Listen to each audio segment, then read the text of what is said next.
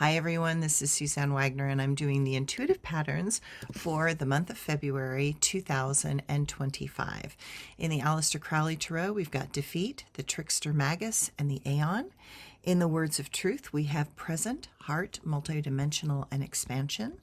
In the Mayan Oracle, we have Dreamer and Dreamed, Rhythm, and Complex Stability. In the Medicine cards, we have Whale, Swan, and Otter. In the Ancient Egyptian Tarot, we have the Three of Wands, the Ten of Swords, and the Priestess. Osho Zen Tarot, we have Traveling, Aloneness, Celebration, and Innocence. And in the Healing Earth Tarot, we have the Ace of Pipes, the Six of Crystals, and the Woman of Crystals. Okay, so how do we translate that? That's what this is all about. We take all these different decks of cards and we kind of pull them together to make a metaphor for the energies that will be hitting us this month. The card that stands out this month is the Ten of Swords. It shows robbers in the burial chambers of the ancient pharaohs. Nothing could be more appropriate than this image as to what is happening in our society and government at this time. To the ancient Egyptians, violation of a tomb of a pharaoh was the ultimate desecration. This card is an indication of total ruin. It heralds the beginning of a series of calamities that are an indication of retribution from the gods. It is a beginning of a series of events that will shock humanity and force them to see the error of their ways. I've already said that the climate change issues this year are going to escalate and that many will become personally affected by the inability of those in power for decades to do what was needed. And this month, we begin to reap what we have sown. The Priestess card with the Ten of Swords is a reminder that often we will not listen to our deeper intuitive knowing until we have fallen into the pit of despair and we finally surrender up what we thought was so precious and true and that we were protecting with our biases and opinions. Because now we are recognizing that what some were so desperate to believe is all a lie. Only in that moment of complete contrition will we be open to another way and finally listen to the mystics, poets, and philosophers. I do not think this shift will be rapid, but it will begin in February. This month, we are warned against excesses, and we are going to feel the sting of defeat on many levels. Add to that, we have the Trickster Magus in the Aleister Crowley Thoth Tarot. This card indicates that the masses need to learn the disruptive qualities of the planet Uranus and how chronic disruption is a tool of those that want to use deception and chaos to get what they want from those that have less. It is the reminder that, as a god, Uranus was eccentric, undisciplined, and reckless in his approach. Who does that sound like? It is the reminder that if you do not see the darkness that you have hidden inside, you will be unable to detect the darkness in others.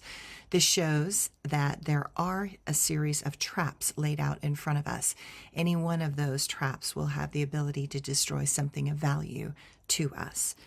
Spiritually, this card is a reminder that we need to look at those things that we are blindly defending. It will point out if we are twisting the truth to protect ourselves from seeing our own twisted self-deception. This card has the symbol of the monkey in it. Expect deceptions and distortions to come at you fast and furiously. You will feel hard-pressed to know how to sort truth from those that actively want to cause so much confusion and that collapse and break under and that you collapse and break under the onslaught of chaotic information. This card is also ruled by Mercury, the messenger god. He was not the god of honest communication. He was simply the messenger. It did not matter to him if the message was truthful. It just needed to be given. This card indicates that there are many hidden plans underway, and those hidden agendas are going to directly impact you. Do not think you are walking in the light.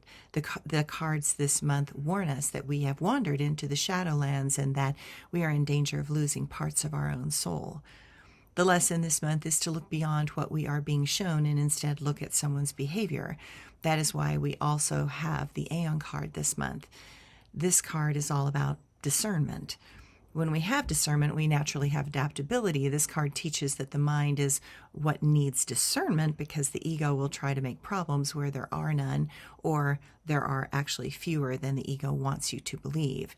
The ego thrives in an environment of reactivity.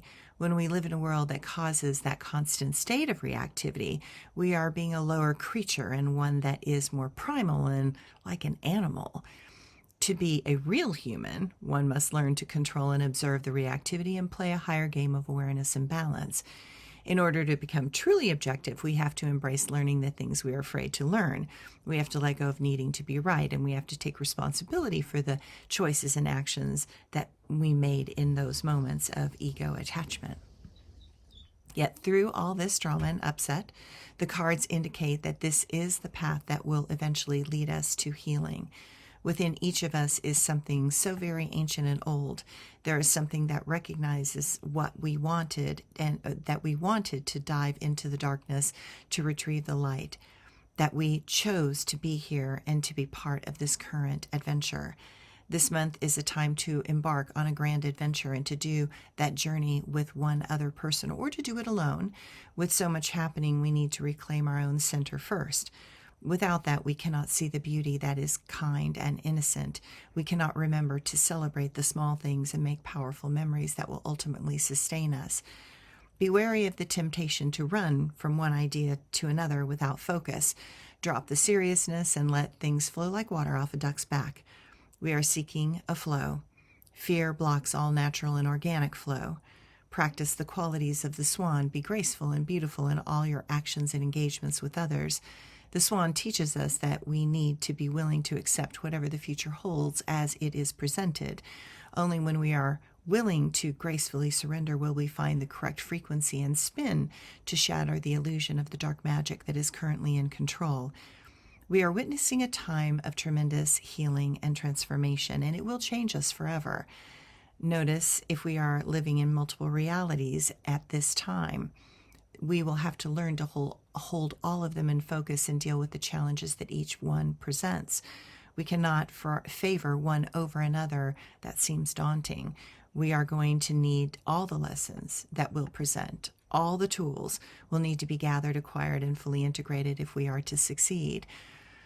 Remember to carry the wisdom of the whale inside. Know that we are going to have to navigate a lot of noise and chatter. Listen to the lullaby of the tides. While we desire to know, we currently do not have enough knowledge to correctly translate what is coming through, so be patient. Take the necessary time to learn and integrate. Gifts will come. Intuitive knowing will show the path that we currently cannot see, and in the end, the magic will return. Thanks, everyone.